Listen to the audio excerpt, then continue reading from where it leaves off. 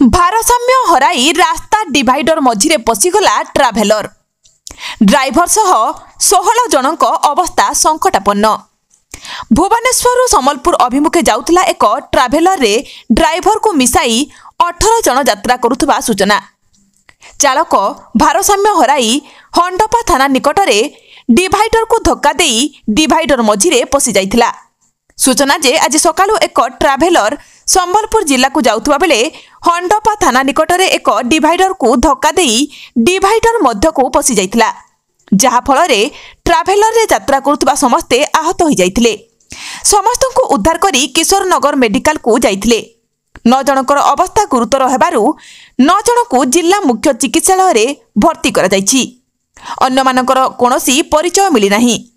ଘଟଣାସ୍ଥଳରେ ପୁଲିସ ପହଞ୍ଚି ଆହତମାନଙ୍କୁ ଉଦ୍ଧାର କରି ଚିକିତ୍ସା ନିମନ୍ତେ ପଠାଇବା ସହ ତଦନ୍ତ ଆରମ୍ଭ କରିଛି।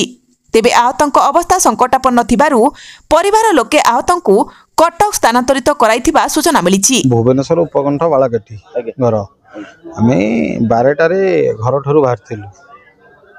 ଆଉ 12ଟା ବେଳେ ମୁଁ 4:58 ପର୍ଯ୍ୟନ୍ତ ଚେଇଁଥିଲି ତାକୁ ଅନେଇକି।